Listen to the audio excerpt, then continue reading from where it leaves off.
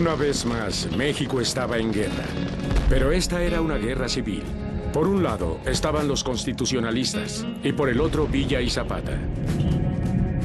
Las batallas de Celaya y de Agua Prieta fueron las primeras de las varias en las que el general Villa sería derrotado. Villa continuaba usando infantería tradicional de guerra, mientras que Álvaro Obregón, el general de Carranza, adoptaba nueva infantería. Técnicas avanzadas que empezaban a usarse en Europa, alambre de púas y trincheras. Ya en ese momento se han acumulado una serie de factores negativos sobre Villa y aquí es donde viene el gran momento, ¿verdad?, en que Estados Unidos tiene que resolver a quien reconoce.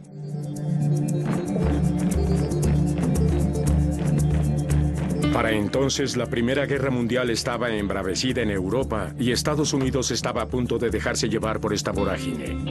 El presidente Wilson tenía que decidir cómo manejar la situación de México.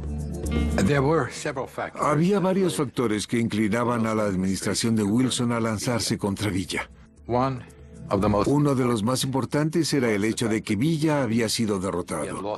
Había perdido la batalla de Celaya y la Primera Guerra Mundial había estallado en Europa.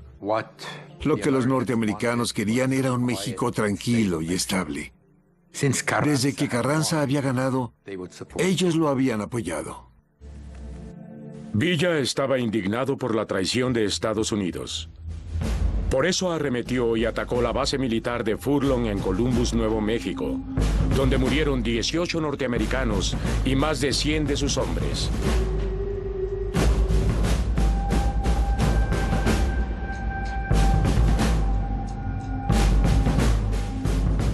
Después de la invasión de Columbus por las tropas villistas en 1916, se refuerza el mito negativo de Villa, el Villa salvaje, impulsivo, criminal, ¿verdad?, en la prensa de Estados Unidos.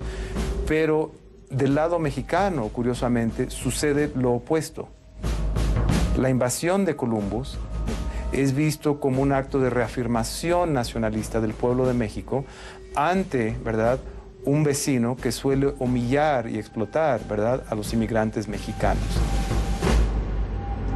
La invasión de Villa a Columbus, Nuevo México, puso al presidente Carranza en un aprieto. Quería a Villa fuera del camino, pero no podía parecer que estaba apaciguando a los norteamericanos. Pero en marzo de 1916 permitió una expedición norteamericana dirigida por el general John J. Pershing dentro del territorio mexicano para perseguir a Villa. Las tropas de Pershing buscaron a Villa hasta 1917, pero nunca lo encontraron.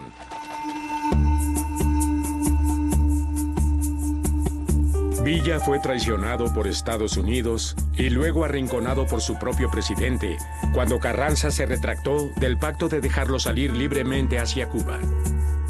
Eso va a determinar que Villa actúe como fiera acorralada ya, ¿verdad? Y empieza a armar su movimiento guerrillero durante 17, 18, 19.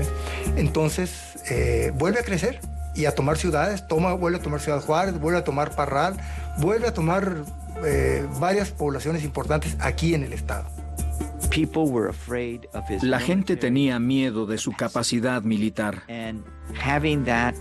Tener esa presencia dentro de México en ese tiempo era como poner un cuchillo en la garganta de los constitucionalistas. Tenían que quitarse el cuchillo porque Villa, en más de una ocasión, no solo les puso el cuchillo en la garganta, lo había levantado, por decirlo de alguna manera, y ellos habían tenido que librarse de él.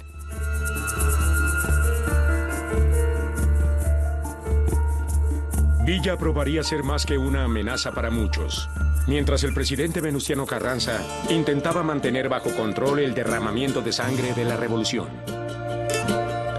En el centro, Emiliano Zapata había jurado continuar su lucha y unir sus fuerzas contra las de Carranza. Pero un peligro mayor que cualquier líder revolucionario, aún más grande que cualquier crisis nacional, oscurecía el horizonte.